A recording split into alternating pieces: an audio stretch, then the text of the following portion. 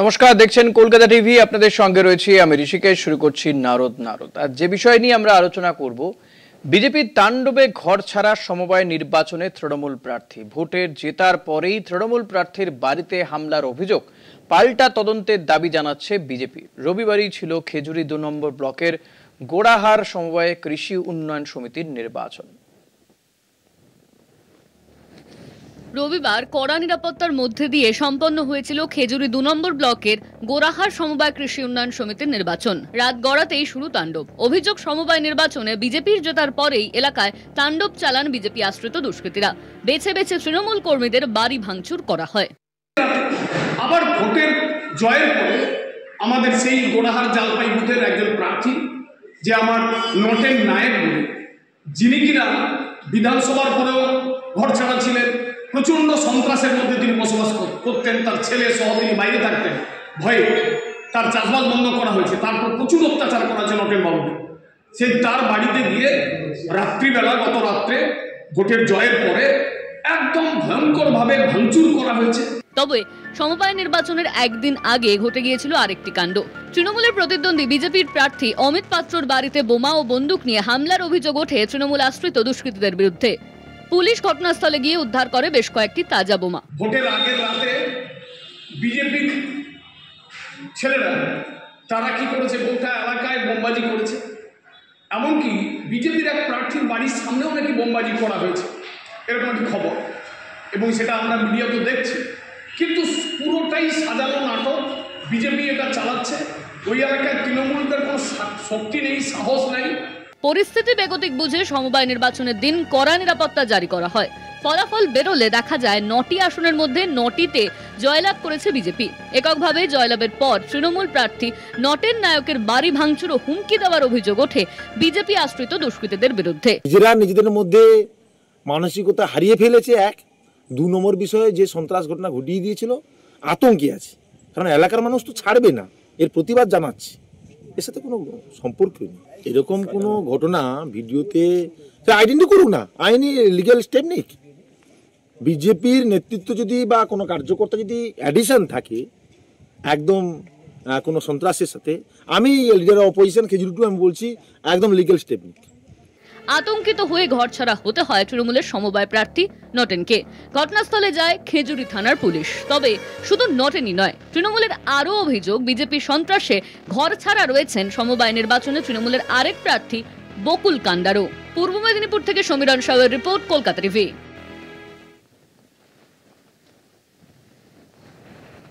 আজ এই বিষয় নিয়েই আমরা আলোচনা করব, তর্ক বিতর্ক চলবে। আমাদের সঙ্গে অতিথিরা রয়েছেন। আমার সঙ্গে এই মুহূর্তে রয়েছেন বিজেপি নেতা সন্দীপ চক্রবর্তী, আমাদের সঙ্গে তৃণমূলের প্রতিনিধিও থাকবেন। সন্দীপ দা, স্বাগত আপনাকে আমাদের এই অনুষ্ঠানে। শুরুতেই যেটা জানতে চাইবো যে এই যে খেজুরি ২ নম্বর ব্লকের গোড়াহার সমবায় কৃষি উন্নয়ন সমিতির নির্বাচন, তাতে আপনারা জয়লাভ করেছেন, ৯টির মধ্যে ৯টি আসনেই জয়লাভ করেছেন, শুভেচ্ছা। কিন্তু জয়লাভের পরে পরেই একই অভিযোগ, যে অভিযোগ এতদিন আপনারা করে আসছিলেন তৃণমূলের বিরুদ্ধে, তাহলে তো সেই একই বিষয় ঘটছে। আপনারা জিতলে উল্টে এবার বদলা নিচ্ছেন। তৃণমূল বলেছিল বদলা নয় বদল চাই, আপনারা তো বোধহয় কার্যের মাধ্যমে বদলা নিচ্ছেন।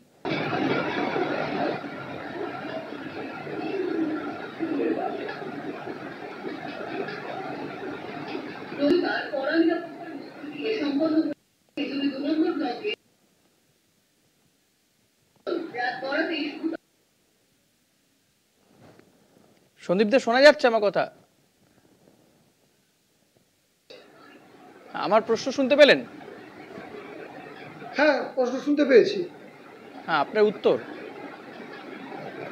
আচ্ছা, আপনি যে প্রশ্নটা করলেন, প্রথমেই বললেন যে তৃণমূল বদল নয় বদলা চাই বলে যে এসছে, এবং বর্তমানে গোড়াহার যে সমবায়ে আমাদের দল ৯টি আসনে জয়লাভ করেছে, তারপরে আপনারা বলছেন যে সেখানে বিজেপিরাই নাকি তৃণমূলের বাড়ি ভাঙচুর করছে। আপনারা দেখতে পাচ্ছেন দিকে দিকে যে তৃণমূলের গোষ্ঠীদ্বন্দ্ব। আগে ছিল তৃণমূল দখলদারি, এখন ছিল তৃণমূলের কোন গোষ্ঠী বিভিন্ন সমবায় থেকে শুরু করে বিভিন্ন স্কুল কলেজ, বিভিন্ন যে সংগঠনগুলো রয়েছে, বিভিন্ন যে তাদের প্রশাসনিক দায়িত্ব যেগুলোতে রয়েছে, তারা কে কোন জায়গা দখল করবে, এটা গোষ্ঠীদ্বন্দ্বেরই প্রভাব। আর আজকে তৃণমূলের বিরুদ্ধে লড়াই করছে, তৃণমূলের বাড়িঘর ভাঙছে, তৃণমূলের বিরুদ্ধে বিষোদ্গার করছে। আর বিজেপি একটি বিচারধারা, একটা আদর্শবাদী দল, রাষ্ট্রের কথা বলে, দেশ হিতের কথা বলে, জনগণের মঙ্গলের কথা বলে।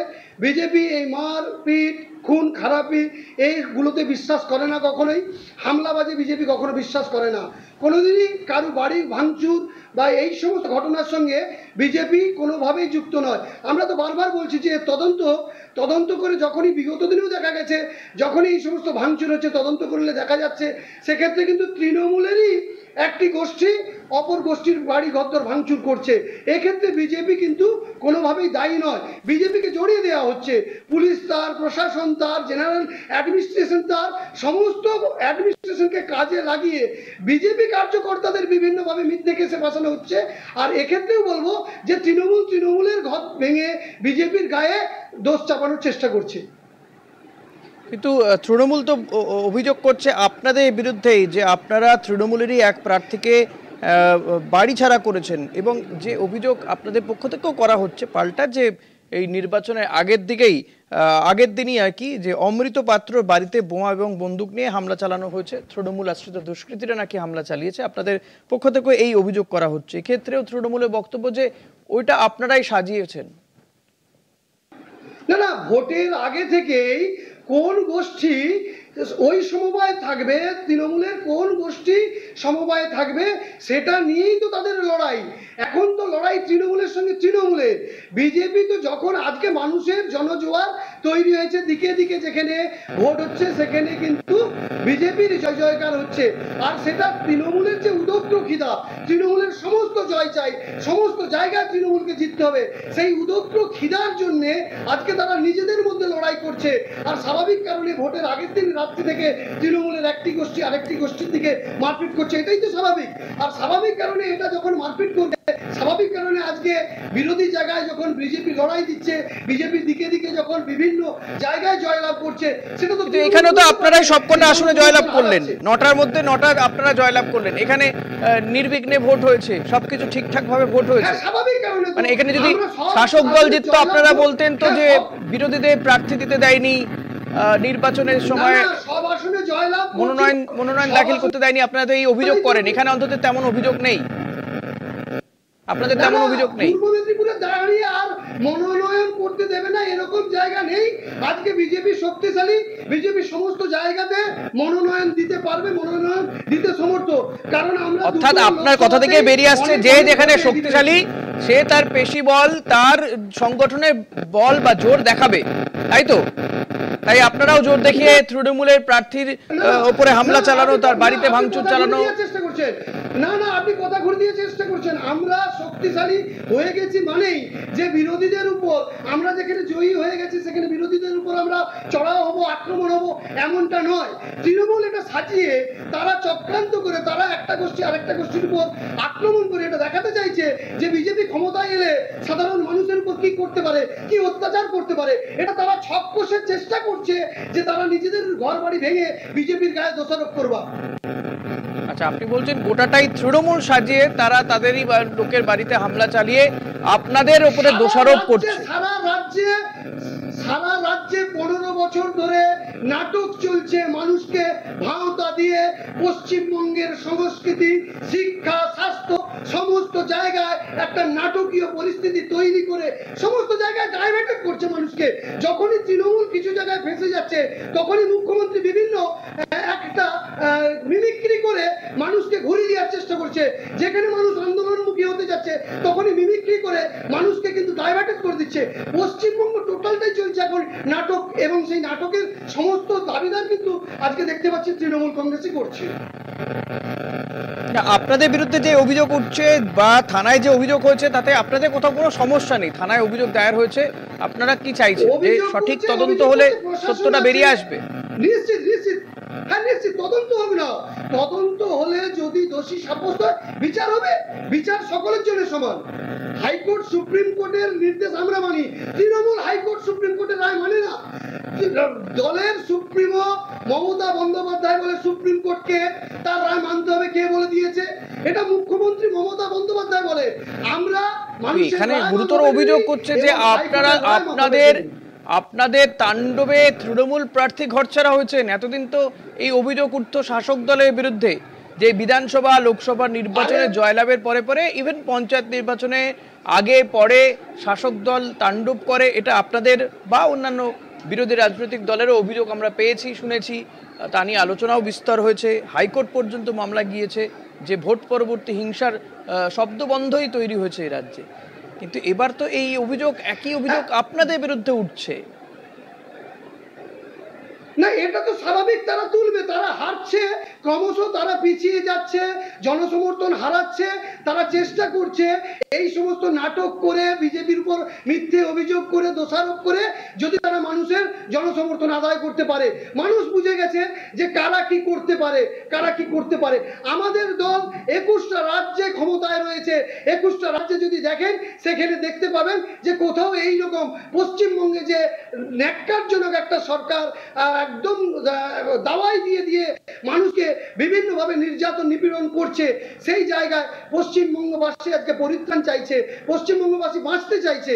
সেই জায়গা থেকে তৃণমূল পরিকল্পিতভাবে এই সমস্ত হামলা চক্রান্ত করে তারা বিজেপির উপর এই দোষারোপ তোলবার চেষ্টা করছে, যাতে 26-এর বিধান কি বলেন আপনারা যে সমস্ত রাজ্যে রয়েছেন সেখানে এরকম কিছু ঘটনা ঘটে না, এটা বললেন? নিশ্চিত নয়, নিশ্চিত নয় দাদা।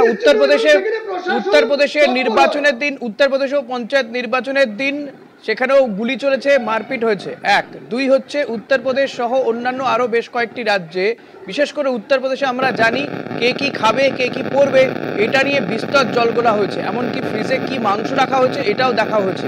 কোথায় কে কার সঙ্গে যাচ্ছে, একজন ছেলে একজন মেয়ে যদি সেখানে চলাফেরা করে, ভাই বোন হলেও তাদেরকে নীতি পুলিশ তাদেরকে গিয়ে গ্রেপ্তার করে, লাভ জিহাদের নাম করে গ্রেপ্তার করে নেওয়া হয়।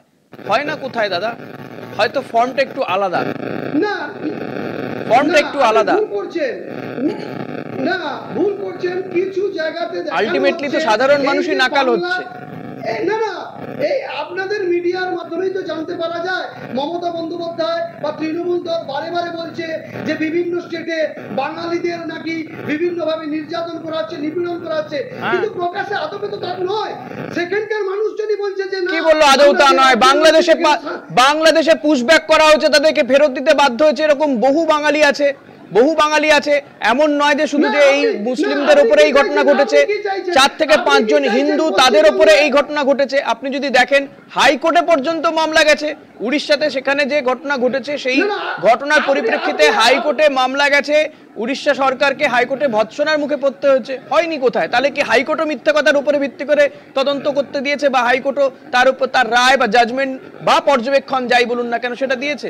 ঘটনা তো ঘটেছে, ঘটনা তো ঘটেছে। সেখানে বাংলা ভাষাকে বাংলাদেশি ভাষা বলা হচ্ছে। আপনার দলের আইটি সেলের প্রধান তিনি বলছেন বাংলা কোনো ভাষাই নয়। অমিত মালব্য বলছেন, তার 1-1.5 সপ্তাহ পরেও তিনি আবার বলছেন যে বাংলা হচ্ছে উৎকৃষ্ট ভাষা।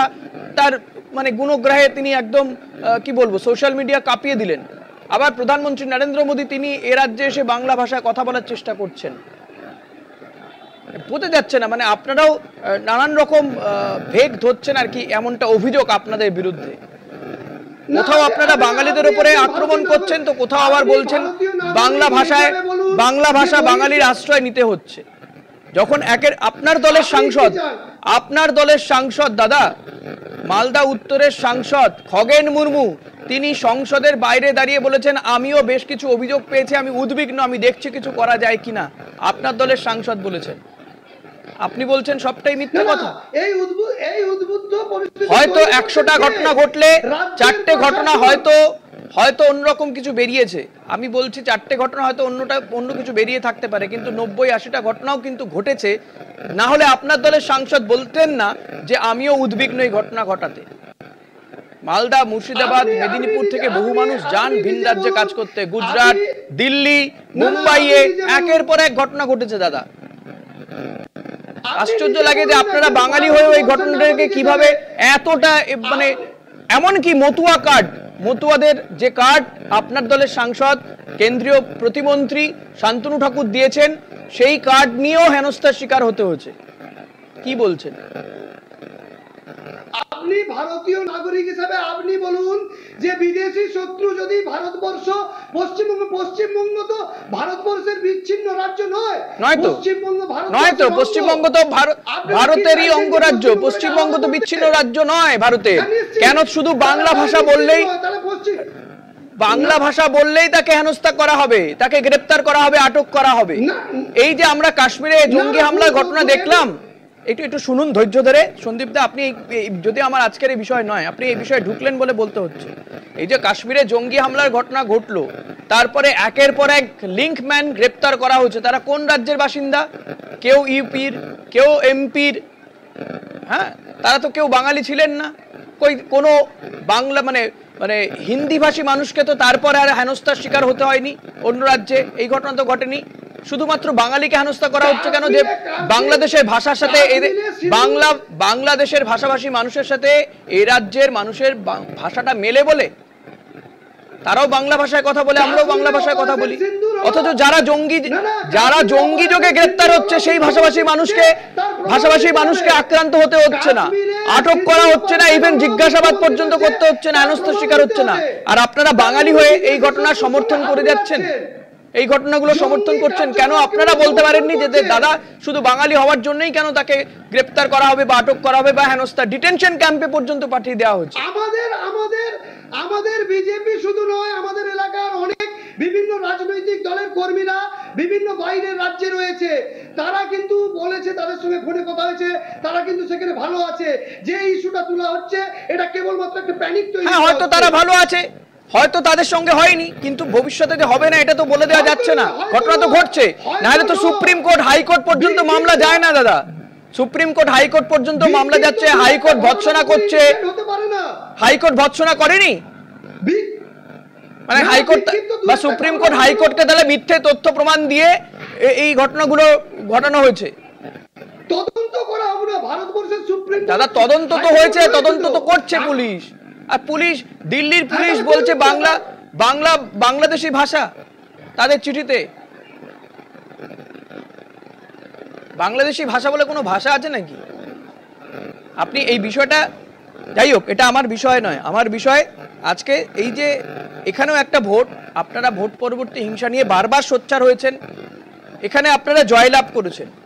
আপনারা যারা বিজেপি করেন, যারা এই ঘটনাগুলো নিয়ে সোচ্চার হয়েছেন, হাইকোর্টে গেছেন, তাদের দ্বারাই কেন মানুষ হেনস্থা হবে?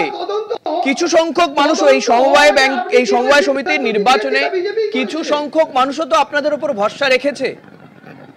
9টার মধ্যে 9টা আসনে আপনারা জয়লাভ করেছেন। এর মধ্যে আপনারা অন্তত অন্যায় এখন দেখছেন না, জানি না এটা যদি শাসক দলের হতো তাহলে আপনারা বলতেন যে মনোনয়ন জমা দিতে দেয়নি, মারদাঙ্গা করেছে, ভয় দেখানো হয়েছে বলতেন। যাই হোক, এখানে আপনারা অন্তত কোথাও কোনো অসঙ্গতি দেখছেন না 9টার মধ্যে 9টাতে জয় পেয়ে। তৃণমূল ভোট হওয়ার পরে বলে যে আমরা দখল করেছি, আর ভারতীয় জনতা পার্টি বলে যে আমরা মানুষের রায় নিয়ে, জনগণের সমর্থন নিয়ে আমরা ক্ষমতায় আসবো। এটাই তফাৎ। আমরা দখল করব না, মানুষের রায় নিয়ে আমরা ক্ষমতায় আসবো 2026-এ। মানুষের বিপুল জনসমর্থন, জনাদেশ নিয়ে পশ্চিমবঙ্গে ভারতীয় জনতা পার্টি প্রতিষ্ঠা লাভ করবে। আপনি মনে করছেন যে এই যে সমবায় সমিতির নির্বাচনগুলো 2026-এর নির্বাচনে মানে বিপুল প্রভাব ফেলতে পারে? নিশ্চিত। এটা তো সমবায় মানে কি একদম গ্রামের ভোট, একদম কৃষি শ্রমজীবী খেটে খাওয়া মানুষের ভোট। তারা যখন বুঝতে পারতেছে, হ্যাঁ, তবে ওই দোষী কারা, যারা সবচেয়ে বেশি জানার পরেও মুখে বোবা হয়ে থাকে। আজকের সমাজে শিক্ষিত বুদ্ধিজীবী প্রফেসর অধ্যাপক তারা নির্বিকার, তারা চুপ। কেবলমাত্র তাদের ছেলে মেয়েদের বিভিন্ন জায়গায় দেখুন না, স্কুল কলেজে প্রফেসর অধ্যাপকদের ছেলের মেয়েদের বিভিন্নভাবে রিক্রুটমেন্ট করাচ্ছে পিছনের দরজা দিয়ে। তারা কেবলমাত্র তৃণমূলের কাছ থেকে এই সমস্ত সুবিধা নেওয়ার জন্য তারা আজকে চুপ করে রয়েছে। বিভিন্ন কলেজে যদি আপনারা দেখতে পাবেন দুর্নীতির পাহাড়ে। পশ্চিমবঙ্গ তো বারুদের ভারতের স্তূপের উপর দাঁড়িয়ে রয়েছে, জায়গায় জায়গায় বোমা পাওয়া যাচ্ছে, কার্তুজ পাওয়া যাচ্ছে, বন্দুক পাওয়া যাচ্ছে, বাচ্চাদের খেলনার মতো পাওয়া যাচ্ছে। আপনারা জানেন না, আপনাদের মিডিয়াতেই তো উঠে আসে বারে বারে। আজকে সেই পশ্চিমবঙ্গে আপনি আমি সুরক্ষিত? আপনি কি বলেন? আজকে প্রশাসন নির্বিকার, প্রশাসন তদন্ত করুন। আপনি বলছেন বিজেপি শাসিত রাজ্যের কথা, আর এই বোমা গুলি যেখানেই পাওয়া যাক না কেন সেটা কখনো মনে হয় না যে সেটা কোনো সুস্থ স্বাভাবিক মানুষ এটাকে সমর্থন করবে। কিন্তু কিছুদিন আগে নিশ্চয়ই আপনার সন্দীপ দা, আপনি বিচক্ষণ মানুষ, আমি আশা করব যে আপনি সেই ভিডিও দেখেছেন। বিহারে সেখানে নার্সিং হোমে ঢুকে পাঁচজন দুষ্কৃতী আরো একজন দুষ্কৃতীকে একের পর এক গুলি করে চলে যাচ্ছে, সেই ভিডিও আমরা দেখেছি। বিহারে আপনারা নীতিশ কুমারের সঙ্গে জোট সরকার চালাচ্ছেন, তাহলে বিহারে কি চলছে সেটা? আর আপনি বললেন তো আপনারা যেখানে শাসন করছেন সেখানে এই ঘটনা ঘটে না। আপনারা বলেন বিহারেরই মুঙ্গেরের কথা বারবার উঠে আসে, যখনই অস্ত্র পাওয়া যায় তখনই উঠে আসে যে বিহারের মুঙ্গের থেকে এই অস্ত্র এসছে, মা মুঙ্গের থেকে কারিগরদের নিয়ে এসে এখানে বানানো হয়েছে। এরকম বহু ঘটনা ঘটেছে এ রাজ্যে, ঘটা উচিত নয়। আমি বলবো প্রশাসনের সত্যি করা পদক্ষেপ করা উচিত, কেন বারবার ঘটনা ঘটবে? কিন্তু আপনি বলছেন তো যে বিহারে বা আপনারা যেখানে রয়েছেন সেখানে ঘটনা ঘটে না, বিষয়টা এমন নয়। কম বেশি সব রাজ্যেই ছবিটা ঘুরিয়ে দেখতে গেলে একই। আপনারা কেন্দ্রীয় সরকার চালাচ্ছেন, কেন্দ্রীয় সরকার বলছে এ রাজ্যে কলকাতা সেফেস্ট সিটি, শ্রীরামপুর থানাকে মানে উৎকৃষ্ট থানা হিসেবে গণ্য করা হচ্ছে, তাহলে কেন্দ্রীয় সরকারের রিপোর্টও ভুল। আপনিও তৃণমূলের ভাষায় বলছেন। না, আমি কেন্দ্রীয় সরকারের রিপোর্ট বলছি, আমি কি আমার তৃণমূলের ভাষা কেন বলতে যাব? কেন্দ্রীয় সরকারের রিপোর্ট ভুল, আপনি শুধু এটা বলে দিন কেন্দ্রীয় সরকারের রিপোর্ট ভুল, আপনি এটা বলে দিন। তাহলে আপনি এটা বলে দিন কেন্দ্রীয় সরকার যে রিপোর্ট দিয়েছে, যে ঘোষণা যখন করেছে সব ভুল। যখনই কোনো ঘটনা ঘটে আপনারা বারে বিহার, উত্তরপ্রদেশের। দাদা আপনি বললেন, আমি তো যাইনি, আপনি তো বললেন বারবার করে যে বিজেপি যেখানে ক্ষমতায় রয়েছে সেখানে ঘটনা ঘটে না। আমি তাই একটা উদাহরণ দিলাম, আমি বিহার উত্তরপ্রদেশ করতে চাইনি তো, আমি বিষয়ে থাকতে চাই। কিন্তু আপনি বললেন তাই আমি একটা ছোট একটা উদাহরণ দিলাম। আপনাদের কাছে এটা ছোট ঘটনা, নার্সিং হোমে ঢুকে একেবারে সিসিটিভিতে দেখা যাচ্ছে যে পরের পর গুলি করে চলে যাচ্ছে, একের পর এক দুষ্কৃতী এসে সেটা ধরা পড়ছে এবং তারপর সেই দুষ্কৃতীরা পালিয়ে যাচ্ছে। পালিয়ে কোথায় এসছে? এ রাজ্যে এসছে, আবার সেখান থেকে ধরাও হয়েছে, এটাও ঘটেছে। এটাও ঠিক যে এ রাজ্যে এসছে, তারপর পুলিশ আবার গ্রেপ্তার করেছে, এ রাজ্যের পুলিশও গ্রেপ্তার করেছে, এ রাজ্যের পুলিশ বিহার পুলিশ এসে। আরজিকর ঘটনা ঘটে যাবার পরে তার নিরপেক্ষ তদন্ত না হওয়ার পরে আপনাদের তৃণমূলের কোনো প্রশ্নই করা উচিত নয় নিরপেক্ষতা নিয়ে। বুঝলাম না, আরেকবার একটু বলবেন। নৈতিক অধিকার হারিয়েছে তৃণমূল, তার নৈতিক অধিকার হারিয়েছে, পশ্চিমবঙ্গ শাসন করবার নৈতিক সেটা তৃণমূল, সেটা দেখুন তৃণমূল নৈতিক অধিকার হারিয়েছে কি না হারিয়েছে সেটা তৃণমূল বলবে। আর অতি অবশ্যই আপনি যেমনটা বলছেন যে মানুষ ঠিক করবে, নিঃসন্দেহে যে নির্বাচনে মানুষ ঠিক করবে কে নৈতিক অধিকার হারিয়েছে কি না হারিয়েছে। আমার এটা, আমি তৃণমূলকে নিয়ে ওয়ারিড নই। আমার বক্তব্য, আমি যে সাবজেক্টে আজকে কথা বলছি যে আপনারা বিশ্বের সর্ববৃহৎ রাজনৈতিক দল, দেশের একাধিক নয়, দেশের ম্যাক্সিমাম, এটা শুনুন না, একটু শুনুন না প্লিজ, একটু শুনুন না। আপনারা বিশ্বের সর্ববৃহৎ রাজনৈতিক দল, দেশের ম্যাক্সিমাম স্টেটে আপনারা ক্ষমতায় রয়েছেন, সেই রাজনৈতিক দলের বিরুদ্ধে কেন এই অভিযোগ উঠবে? এই অভিযোগ তো আমরা এক সময় বামেদের বিরুদ্ধে উঠেছে শুনেছি, এখন তৃণমূলের বিরুদ্ধে ওঠে। কিন্তু আপনারা একটা সমবায় নির্বাচনে জয়লাভ করলেন নিরঙ্কুশভাবে, তারপরে কেন আপনাদের বিরুদ্ধে উঠবে যে ভোট পরবর্তী হিংসার অভিযোগ? এটাই আমার প্রশ্ন, এটাই যে সবচেয়ে বড় রাজনৈতিক দল বিজেপির মতন এমন একটি দলের বিরুদ্ধে এই অভিযোগ, এটা আমি আশ্চর্য হয়েছি, তাই প্রশ্ন রাখছি। অভিযোগ তোলা আর অভিযুক্ত হয় এক নয়, অভিযোগ তুলে দেওয়া অভিযুক্ত হয়। তার মানে তৃণমূলের বিরুদ্ধেও যে অভিযোগগুলো করেন বা বামেদের বিরুদ্ধেও যে অভিযোগগুলো উঠেছিল সব অভিযোগ সত্য নয়, আপনি সেটা বলছেন তো? তার মানে তৃণমূলের বিরুদ্ধেও যে অভিযোগগুলো উঠছে, এই তো আপনিই বলছেন অভিযোগ ওঠা আর অভিযুক্ত হওয়া এক নয়। আপনি আপনার বক্তব্যেই, আপনি আপনার বক্তব্যে স্ট্রিক্ট থাকতে পারছেন কি? তার মানে আপনারা বামেদের বিরুদ্ধে বা তৃণমূলের বিরুদ্ধে যে অভিযোগ করেছেন সেগুলো সবসময় সত্যি নয়, ঠিক নয়। অভিযোগ আর অভিযুক্ত হওয়া দুটো বিষয় আলাদা, তাই তো? না না, ভুল করছে। আমি ভুল করছি? আবার আমি আপনার বক্তব্যটা দিয়ে প্রশ্ন তুললাম। যাই হোক সন্দীপ দা, আজকে আর সময় নেই, আমরা দুঃখিত যে তৃণমূলের প্রতিনিধিকে আমরা আজকের এই অনুষ্ঠানে পেলাম না। আপনাকে অসংখ্য ধন্যবাদ জানাবো সময় দেওয়ার জন্য। আজকের মতো নারদ আমাদের এখানেই শেষ করতে হচ্ছে। তবে একটি গুরুত্বপূর্ণ খবরের দিকে আমাদেরকে নজর রাখতে হবে। বিজেপির পরিষদীয় দলের মুখ্য সচেতক কি পথভ্রষ্ট? আপনাদেরকে আরো একবার জানাবো, বিজেপির পরিষদীয় দলের মুখ্য সচেতক কি পথভ্রষ্ট হয়েছে? সোশ্যাল মিডিয়ায় বিতর্কিত পোস্ট, কাকে উদ্দেশ্য করে এই পোস্ট করেছেন শঙ্কর ঘোষ? শঙ্কর ঘোষের পোস্ট নিয়ে প্রশ্ন উঠছে। বিজেপি নেতা, বিধায়ক এবং পরিষদীয় দলের মুখ্য সচেতক, তার সোশ্যাল মিডিয়ায় পোস্ট ঘিরে প্রশ্ন উঠেছে। শঙ্কর ঘোষ, পথ দেখানো মানুষরাই পথভ্রষ্ট, কাকে উল্লেখ করলেন শঙ্কর ঘোষ? শঙ্কর ঘোষ, যিনি একসময় শিলিগুড়িতে অশোক ভট্টাচার্যের ঘনিষ্ঠ বলে পরিচিত ছিলেন, পরবর্তীতে তিনি সিপিআইএম ছেড়ে বিজেপিতে যোগদান করেন এবং বিজেপির টিকিটে জিতে বিজেপি বিধায়কও নির্বাচিত হন। তিনি বিধানসভার যথেষ্ট গুরুত্বপূর্ণ দায়িত্ব পালন করেন বিজেপির হয়ে। সেই শঙ্কর ঘোষের সোশ্যাল মিডিয়া পোস্ট ঘিরে প্রশ্ন উঠতে শুরু করেছে। বিজেপি পরিষদীয় দলের মুখ্য সচেতকের কি পোস্ট, গোটা বিষয়টি বিস্তারিতভাবে জেনে নেব। বিশেষ প্রতিনিধি অঞ্জন রায় রয়েছেন আমার সঙ্গে। অঞ্জন দা, কি জানা যাচ্ছে, কি এমন পোস্ট করলেন এবং তার এই পোস্ট ঘিরে কেনই বা প্রশ্ন? দেখো, তিনি হঠাৎ করে সোশ্যাল মিডিয়া একটা পোস্ট করেছেন যে পথ দেখানো লোকরা যদি পথভ্রষ্ট হয় তখন লড়াইটা একা হয়ে যায়। ফলে স্বাভাবিকভাবে তিনি অত্যন্ত গুরুত্বপূর্ণ পদে রয়েছেন বিজেপির। তিনি এই মুহূর্তে বিজেপির পরিষদীয় দলের মুখ্য সচেতক। তার মতন একজন দায়িত্বশীল নেতার এই পোস্টে স্বাভাবিকভাবেই অনেকে স্তম্ভিত হয়ে যায়, বিশেষ করে বিজেপি কর্মীরা। তবে কি শঙ্কর ঘোষ অন্য পথে, অন্য দলের দিকে পা বাড়াচ্ছেন? যদিও আমরা শঙ্কর ঘোষের সঙ্গে যোগাযোগ করি, তিনি বলেছেন যে তিনি সত্ত্বেও ভাবতে পারেন না যে বিজেপি ছাড়বেন। তার মনে হয়েছে যে তার কোনো কিছু বিষয় নিয়ে তার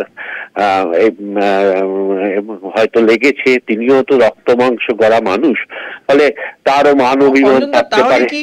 এই পোস্ট কোথাও গিয়ে বিধানসভার মুখ্য সচেতকের বিরোধী দলনেতার বিরুদ্ধে, নাকি বিজেপির রাজ্য সভাপতির উদ্দেশ্যে করা? দেখো, হতে পারে বিরোধী দলনেতা, হতে পারে রাজ্য সভাপতির উদ্দেশ্যে করা, কিন্তু শঙ্কর ঘোষ বলেছেন এই নিয়ে তিনি সাংবাদিকের প্রশ্নের কোনো জবাব দেবেন না। কিন্তু এটা ঘটনা যে তিনিও তো একজন মানুষ, রক্ত মাংসে গড়াই মানুষ। তার হয়তো আবেগে লেগেছে কোনো কিছু বিষয় নিয়ে, তাই তিনি সোশ্যাল মিডিয়ায় পোস্ট করেছেন। কিন্তু এই পোস্ট গোটা বিজেপি সমস্ত জায়গায় চাঞ্চল্য ছড়িয়ে পড়েছে যে সবে কি শঙ্কর ঘোষ অন্য দলের দিকে পা বাড়াচ্ছেন। নিঃসন্দেহে এই পোস্ট বিজেপির পক্ষে নিঃসন্দেহে ক্ষতিকারক, এবং যেভাবে একটা উদ্বেগ সৃষ্টি হয়েছে, যেভাবে ফোন আসা শুরু হয়েছে, তাতে অনেকে ভাবতে শুরু করে দিয়েছেন যে শঙ্কর ঘোষই বোধহয় দল বদল করতে পারেন। যদিও শঙ্কর ঘোষ বলেছেন যে এই সম্ভাবনা তার নেই, তার মনে হয়েছে, তাই তিনি এই পোস্ট করেছেন। ধন্যবাদ অঞ্জন দা। কথা বলছিলাম বিশেষ প্রতিনিধি অঞ্জন রায়ের সঙ্গে। বিধানসভায় বিজেপির মুখ্য সচেতক শঙ্কর ঘোষ, তার সোশ্যাল মিডিয়ায়, পরিষদীয় দলের যিনি মুখ্য সচেতক, তার সোশ্যাল মিডিয়ায় পোস্ট ঘিরে কিন্তু প্রশ্ন উঠতে শুরু করেছে। তিনি বিজেপির পরিষদীয় দলের মুখ্য সচেতক হয়ে কি পথভ্রষ্ট? কারণ তার এই যে পোস্ট সোশ্যাল মিডিয়াতে, তা নিয়ে ইতিমধ্যেই বিতর্ক দানা বেঁধেছে যে তিনি একজন দায়িত্ববান ব্যক্তি হয়ে তিনি কি করে এই পোস্ট করেন। মানুষ যখন পথভ্রষ্ট, লড়াইটা তখন একক হয়ে যায়। তিনি এমন একটি পোস্ট করেছেন, পথ দেখানো মানুষরাই পথভ্রষ্ট, কাকে উল্লেখ করলেন তিনি? বিরোধী দলনেতা শুভেন্দু অধিকারী নাকি বিজেপির রাজ্য সভাপতি শ্রমিক ভট্টাচার্যকে উদ্দেশ্য করে? যদিও কারো নামই তিনি উল্লেখ করেননি, তবে শঙ্কর ঘোষের সঙ্গে যোগাযোগ করা হলে তিনি বলেছেন যে তার কোথাও গিয়ে মনে হয়েছে তিনিও রক্ত মাংসে গড়া, কারো কোনো বক্তব্য থেকে হয়তো তিনি আঘাত পেয়েছেন, তাই তিনি এই ধরনের পোস্ট করেছেন। দল বদলের সম্ভাবনা উড়িয়ে দিয়েছেন শঙ্কর ঘোষ।